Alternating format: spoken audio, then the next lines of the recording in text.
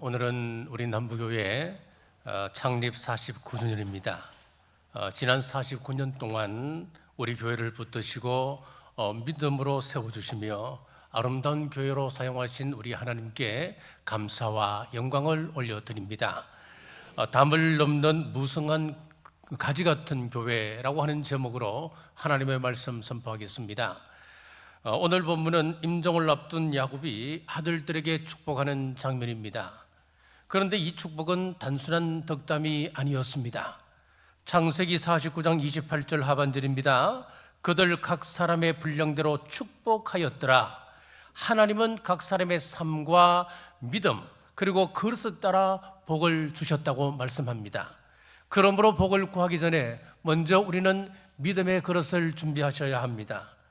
예수님을 믿는다고 하는 것은 요행을 바라는 것이 아닙니다. 간혹 예수님만 믿으면 마치 도깨비 방망이를 얻은 것처럼 복이 저절로 굴러온다라고 생각하는 사람들이 있습니다. 그러나 믿음은 요행을 기대하는 것이 아닙니다. 일확천금을 바라는 것도 아닙니다. 참된 믿음은 우리의 삶을 변화시키시고 하나님께서 그 변화된 삶 위에 감당할 수 있는 복을 맡기시는 것입니다. 오늘 본문을 보면 원래 장자는 베냐민이었습니다. 그러나 베냐민은 아버지의 침상을 더럽히는 죄로 말미암아 장자의 명분을 잃게 되었습니다. 그 결과 장자의 축복은 두 부분으로 나뉘게 됩니다. 먼저 통치권은 유다에게 돌아갔습니다. 그래서 유다 지파에서 다윗 왕이 탄생하고 그 족보를 따라서 인류의 만왕의 왕 되신 예수 그리스도께서 탄생하셨습니다. 그리고 상속권은 요셉에게 주어졌습니다. 자, 오늘 본문을 통하여 요셉에게 맡기신 장자의 축복, 상속권 이 살펴보면서 축복의 비밀을 함께 나누도록 하겠습니다. 첫째, 누구에게나 담이 있습니다. 22절 하반절입니다. 그 가지가 담을 넘었도다. 자, 여기서 요셉의 이름의 뜻은 더하다, 증가하다라고 하는 뜻을 가지고 있습니다. 그의 이름대로 더하는 복을 받았으며 가지가 담을 넘어가는 그 복을 누리게 되었습니다. 여기서 담을 넘는다고 하는 것은 단순히 담을 뛰어넘는 말이 아닙니다. 장애를 넘고 한계를 극복한다라고 하는 뜻입니다. 사실 인생에게는 누구에게나 담이 있습니다. 그러나 하나님은 우리를 담 앞에 주저앉게 하시는 분이 아니십니다. 담을 뛰어넘게 하시는 하나님이십니다. 우리 교회의 지난 49년의 역사를 돌아보면 순간순간마다 담을 뛰어넘는 역사였습니다. 이곳에 교회가 세워지고 그리고 새 근성전이 건축되기까지 모든 것이 하나님의 은혜였습니다. 온 성도들이 한 마음으로 기도할 때에 불교 신자였던 시장님과 담당자를 움직여 건축 허가를 받게 하신 것은 지금 생각해도 하나님의 놀라운 역사입니다. 마치 하나님께서 고레스를 들어 이스라엘 백성의 길을 여셨던 것처럼 우리 교회도 하나님께서 담을 뛰어넘게 하셨습니다. 당시 이 지역은 유적지 500m 안에는 준공공 건물이 들어설 수 없다는 법이 있었습니다. 그런데 하나님께서 300m로 완화시켜 주셨습니다. 하나님께서 제도의 담을 넘게 하셨습니다. 이 지역은 땅을 파면 기와 조각이 남아서 발굴을 해야 합니다. 그러면 건축은 참 어려워집니다. 그런데 매트리스 공법, 일명 방석 공법이라고 하는 그 기초 허가가 났습니다. 그 위에 우리 교회는 세워질 수 있었습니다. 이 매트리스 공법은 우리 교회가 1호이자 마지막이 되었습니다. 하나님께서 담을 넘게 하셨습니다. 여러분, 이 건물이 들어서기까지 우리는 수많은 기적을 경험했습니다. 요셉에게도 수많은 담이 있었습니다. 그는 야곱의 11번째 아들이었습니다. 당시 이스라엘에서 장자권이라고 하는 것은 이 맏아들에게 주어지는데 맏아들은 절대적인 권한이 있었습니다. 둘째, 셋째라면 혹시 모를까? 왜? 형이 어떤 일을 당할지 모르기 때문에 둘째, 셋째는 기대할 수 있었을 것입니다. 그러나 11번째 아들에게는 무슨 소망이 있었겠습니까? 요셉은 환경적으로도 수많은 담이 있었습니다. 그는 어린 나이에 어머니 라헬을 잃었습니다. 어머니에게 받아야 할 사랑과 돌봄을 충분히 누리지 못한 채 어린 세월을 보내었습니다. 아버지의 특별한 사랑은 오히려 형제들의 시기와 질투를 불러왔습니다. 결국 형들은 은 20개의 요셉을 노예로 팔아 넘겼습니다.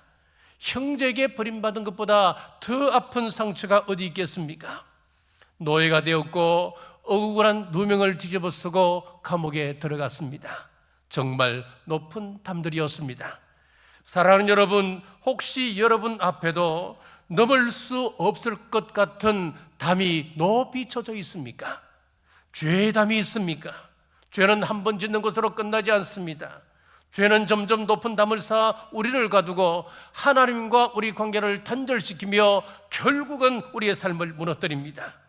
그러므로 죄의 담 안에 머물러서는 안 됩니다. 십자가 보혈을 의지하고 우리는 담을 뛰어넘어야 합니다. 생각의 담에 눌려 있습니까? 나는 안 된다. 우리 형편에 어떻게? 이 나이에 무슨 일을 한단 말인가? 이런 생각이 스스로의 가능성을 짓누릅니다.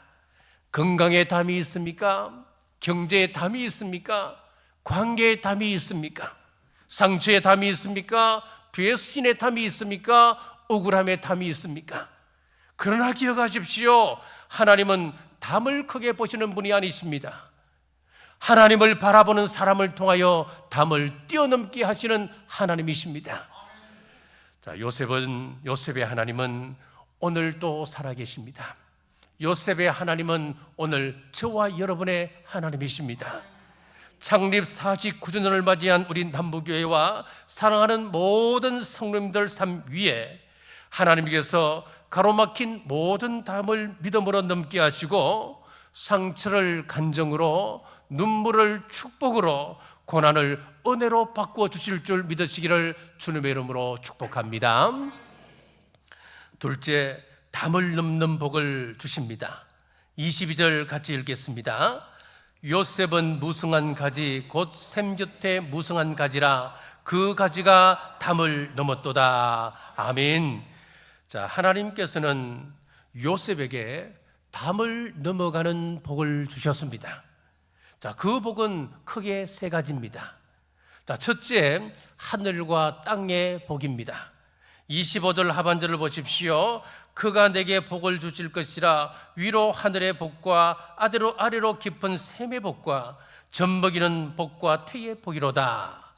자, 여기 하늘의 복이라고 하는 것은 햇빛과 비와 같이 우리 인간이 할 수 없는 하나님의 절대적인 은혜를 말합니다. 아무리 비옥한 땅에 씨앗을 뿌려도 하나님께서 비를 주시지 않으신다면 그 씨앗은 띄울 수가 없습니다. 초강대국인 미국이라 할지라도 허리케인 앞에서는 어쩔 도리가 없습니다. 속수무책입니다. 우주와 자연을 다스리시는 하나님이 아니시면 우리 인간은 아무것도 할 수가 없습니다. 그러므로 하늘의 복은 오직 하나님으로부터 오는 은혜를 이야기합니다. 아래로 깊은 샘의 복은 땅의 복입니다. 하나님께서 땅을 축복하지 않으신다면 땅은 가시와 엉겅퀴를 내고 황무지가 될 수밖에 없습니다. 지금 우리나라는 경제적으로 어려운 시기를 지나고 있습니다.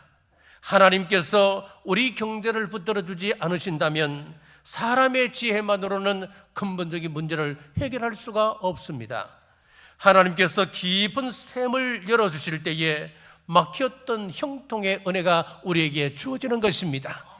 젖먹이는 복과 태의 복은 가축의 번성과 자손의 번성, 곧 가정을 풍성하게 하시는 우리 하나님의 축복을 말합니다. 자, 오래전에 이런 말씀을 드린 기억이 있습니다. 우리 교회 원로 장로님께서 젊으셨을 때에 소를 키우셨답니다. 소가 새끼를 낳으면 쌍둥이를 낳은 적이 여러 번 있었습니다. 그리고 간혹 가다가는 3쌍둥이를 낳을 때도 있었습니다. 하나님께서 복을 주시면 우리 계산을 뛰어넘습니다. 이런 은혜가 주어지는 것입니다. 사랑하는 여러분, 성도의 복은 사람의 능력에서 시작되는 것이 아니고 우리 하나님의 손에서 시작되는 것입니다. 하나님께서 하늘의 복을 주시고 깊은 샘의 복을 허락하시며 가정과 생업의 복을 다하실 때에 우리의 삶은 풍성한 열매를 맺으실 줄 믿으시기를 주님의 이름으로 축복합니다. 자, 담을 넘는 복 두 번째는 어뜸이 되는 복입니다. 26절 같이 읽겠습니다. 내 아버지의 축복이 내 선조의 축복보다 나아서 영원한 산이 한없음 같이 이 축복이 요셉의 머리로 돌아오며 그 형제 중 뛰어난 자의 정수리로 돌아오리로다. 아멘. 지금 야곱이 하는 이야기입니다. 내 아버지의 축복이 했을 때 여기서 내 아버지라고 하는 것은 지금 요셉을 두고 지금 자신을 이야기하는 거예요. 야곱을 이야기하는 거예요. 야, 요셉아 들어봐라. 이 아버지는 말이야, 지금 생각해 보니까 하나님께서 나에게 복을 주셨는데 얼마나 큰 축복을 주셨냐 하면은 할아버지 아브라함보다도 내 아버지 이삭보다도 내가 받은 복이 더 크단다. 그렇게 지금 말하고 있는 거예요. 여러분, 객관적으로 이 말이 맞습니까? 야곱이 살아왔던 삶을 보십시오. 형 에서를 피해서 집을 떠나야 했습니다. 외삼촌 라반에게 20년 동안 속고 속았습니다. 얼마나 억울한 인생이었습니까? 야복강가에서 환도뼈가 부러졌습니다. 그 대퇴골이 위골되었습니다. 그래서 평생을 장애인으로 살아야 했습니다. 사랑하는 아내 라헬은 일찍 세상을 떠났습니다. 사랑하는 딸 디나는 욕을 당하는 아픔을 겪었습니다.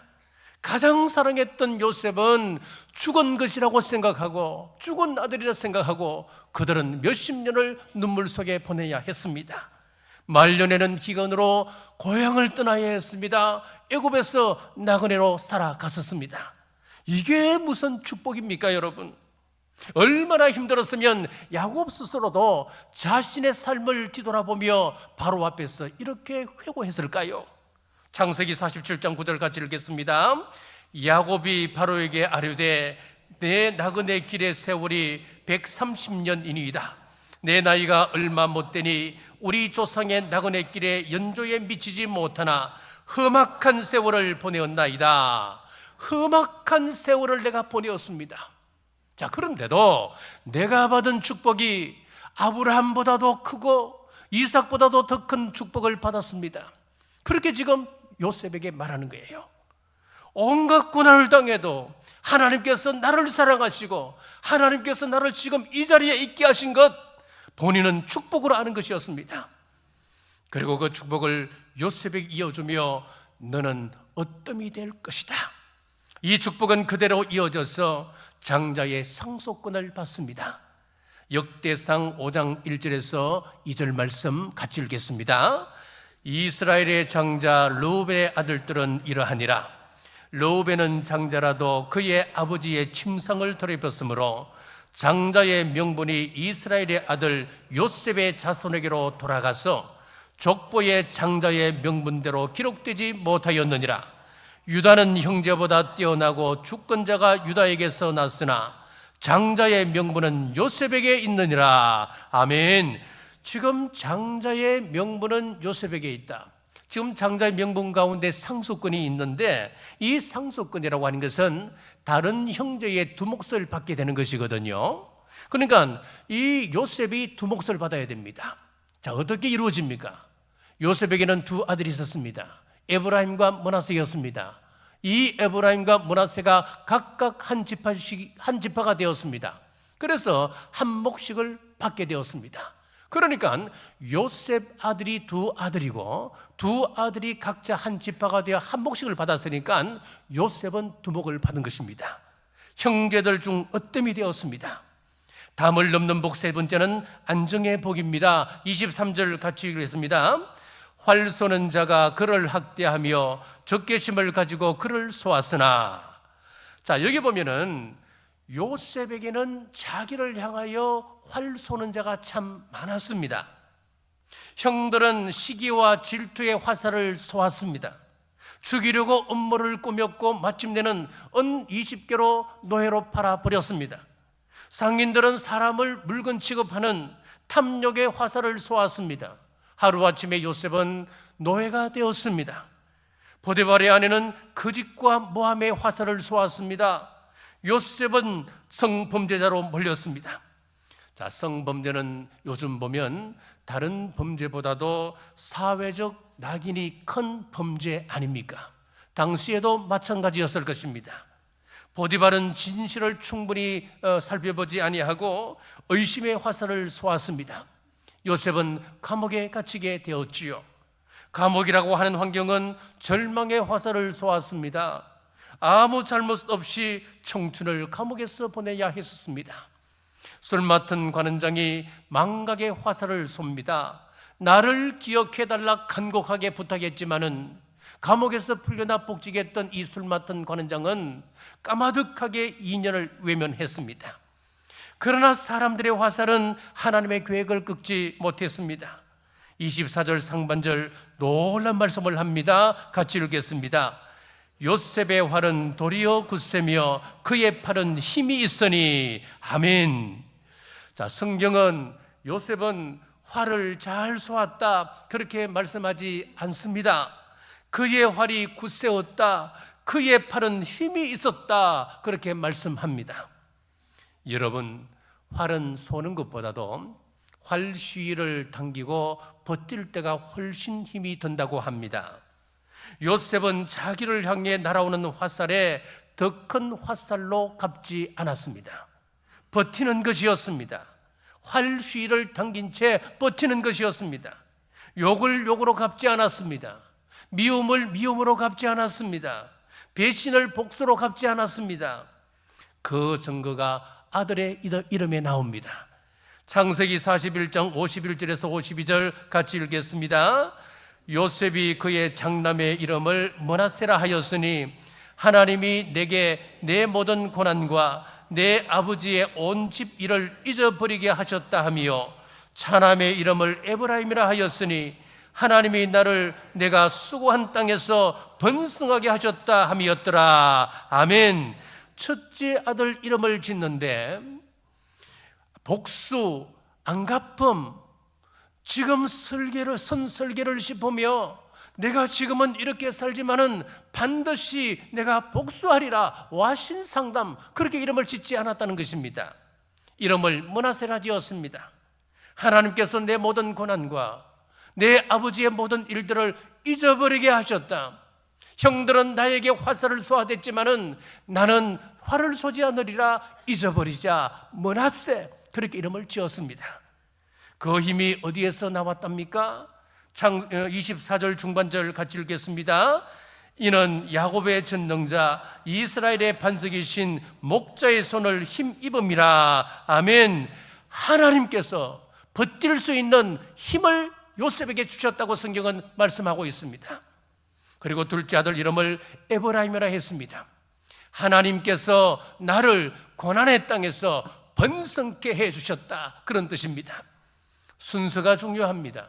먼저 므낫세고 그 다음이 에브라임입니다. 먼저 용수고 그 다음에 풍성함입니다. 번성케 하시는 것이었습니다. 사랑하는 여러분, 우리를 향해 독한 화살을 쏘아대는 사람들이 있습니다. 가정에서도 그렇습니다. 직장에서도 있습니다. 심지어 교회에서도 그럴 때가 있습니다. 그럴 때 우리의 마음은 더 강한 화살을 쏘아주고 싶은 생각이 들 것입니다. 상처를 준 사람에게 상처로 되갚아주고 싶고 미움은 미움으로 갚아주고 싶습니다. 독설은 독설로 되갚아주고 싶어집니다. 그러나 우리 하나님의 사람은 다릅니다. 요셉은 복수의 화살을 쏘지 않았습니다. 대신 용서의 활을 붙들었습니다. 그래야 할 때 하나님께서 담을 넘는 복을 허락해 주신 줄 믿으시기를 바랍니다. 자, 셋째, 무성한 가지가 된 비결이 있습니다. 자, 22절 중반절 같이 읽겠습니다. 샘 곁에 무성한 가지라. 아멘. 요셉이 담을 넘어가는 인생의 비결은 자기의 능력에 있지 않았습니다. 샘 곁에 뿌리를 내리고 있었기 때문이었습니다. 생명의 샘 되시는 하나님께 붙어 있었기 때문이었습니다. 우리도 마찬가지입니다. 우리 교회가 담을 넘어가는 교회가 되려면, 여러분의 가정이 담을 넘어가는 가정이 되려면, 여러분 인생이 담을 넘어가는 인생이 되려면 은혜의 샘, 말씀의 샘, 생명의 샘 되시는 우리 하나님께 붙어 있어야 합니다. 여러분, 나무에서 가장 중요한 것이 뭡니까? 뿌리잖아요. 그런데 우리 사람은 열매를 먼저 보는 것이지요. 그러나 우리 하나님은 뿌리를 먼저 보시는 것입니다. 혼자 기도하는 시간, 혼자 말씀 읽는 시간, 아무도 알아주지 않는 곳에서 순종하는 시간이 바로 샘과 연결되는 시간입니다. 보이지 않는 곳에서 하나님과 연결된 사람이 보이는 열매를 맺게 되는 것입니다.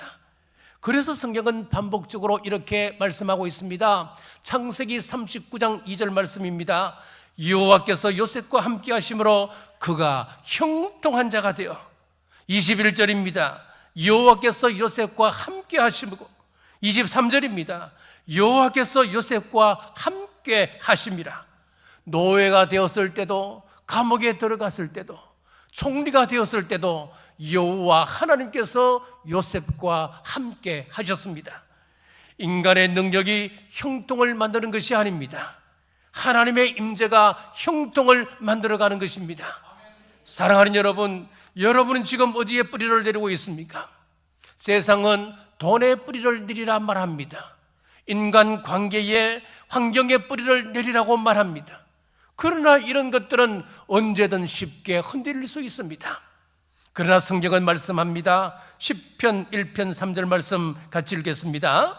그는 시냇가에 심은 나무가 철을 따라 열매를 맺으며 그 잎사귀가 마르지 아니함 같으니 그가 하는 모든 일이 다 형통하리로다. 아멘. 여기서 복이라고 하는 것은 하나님께서 분명히 말씀하시기를 복의 근원 대신 하나님께 붙어 있을 때에 흘러오는 것이라고 말씀하는 겁니다. 기도의 삶을 떠나지 마십시오. 말씀의 삶을 떠나지 마십시오. 예배의 삶을 떠나지 마십시오. 그럴 때 하나님께서 여러분을 담을 넘어가는 무성한 가지로 세워줄 줄 믿습니다. 그리고 그 은혜는 가정으로, 직장으로, 세상으로 흘러갑니다. 자, 어느 가난한 가정의 이야기입니다. 아버지를 잃고 어머니는 새벽부터 밤늦게까지 3가지 일을 하며 2 아들을 키웠습니다. 삶에 지친 어느 날 어머니가 수면제를 사들고 들어왔습니다. 오늘은 이제 이 수면제를 먹고 인생을 끝내자. 그런데 아들 머리맡에 있는 편지를 읽게 되었습니다. 엄마에게, 엄마, 오늘 엄마가 시킨 대로 콩이 물렁해 졌을 때 간장을 부었는데 동생이 짜서 못 먹겠다고 투정해서 한 대 때렸더니 울다가 잠들어 버렸어요. 엄마, 용서해 주세요. 내일은 일 나가기 전에 저를 꼭 깨워서 콩 삶는 법을 가르쳐 주세요. 엄마, 피곤하시지요? 저희들 때문에 엄마가 고생하는 것을 다 알아요. 꼭 건강하세요. 자, 이 편지를 읽은 어머니는 수면제를 휴지통에 던졌습니다. 이 한 아이의 사랑이 한 사람을 살렸고 한 가정을 살렸습니다. 그렇습니다. 가정에 한 사람의 믿음이 있다면, 한 사람의 기도가 있다면, 한 사람의 사랑이 있다면 요셉이 가정을 살리고 민족을 살리고 세계를 살렸던 것처럼 그 가정은 무너지지 않습니다. 그 축복의 씨앗이 바로 여러분이시기를 주님의 이름으로 축복합니다. 자, 말씀을 맺겠습니다. 요셉은 무성한 가지라 그 가지가 담을 넘었도다. 담을 넘었다고 하는 것은 단순히 어려움을 극복했다고 하는 뜻이 아니었습니다. 여기서 담을 넘었다고 하는 것은 담을 넘어 다른 사람을 살리는 축복이 되었다고 하는 뜻이었습니다. 자, 요셉은 자신뿐만 아니라 온 가족을 살리는 생명의 부양자가 되었습니다. 그리고 기근 가운데 있던 애굽을 살렸습니다. 사랑하는 여러분, 창립 49주년을 맞은 우리 남부교회도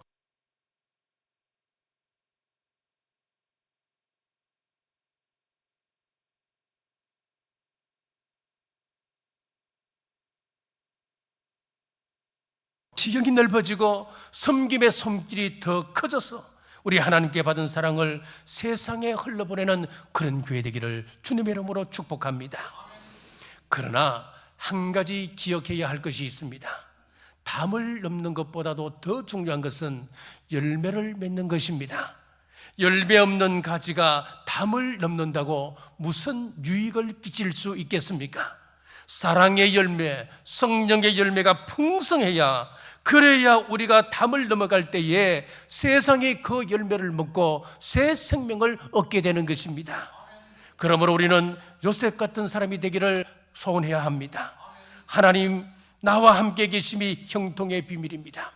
아버지, 제가 순종하겠습니다. 저와 동행해 주옵소서. 하나님, 샘 곁에 뿌리를 내리겠습니다. 화살을 맞아도 성령님께서 주시는 그 강한 힘을 붙들고 나는 버티겠습니다. 화살을 쏘지 않겠습니다. 결단할 때에 하나님께서 우리를 무성한 가지로 세우시고 담을 넘는 가지가 되어서 무사람을 살려내는 축복의 통로로 우리 교회를, 그리고 여러분을 사용해 주실 줄 믿으시기를 주님의 이름으로 축복합니다. 기도하겠습니다. 사랑과 은혜가 풍성하신 하나님 아버지, 요셉처럼 샘 곁에 뿌리를 내린 무성한 가지 되게 하옵소서. 어떤 환경과 고난 속에서도 하나님께 붙어 있게 하시고 상처와 배신을 용서하며 화살을 맞아도 다시 화살을 쏘지 않는 믿음을 허락하여 주옵소서.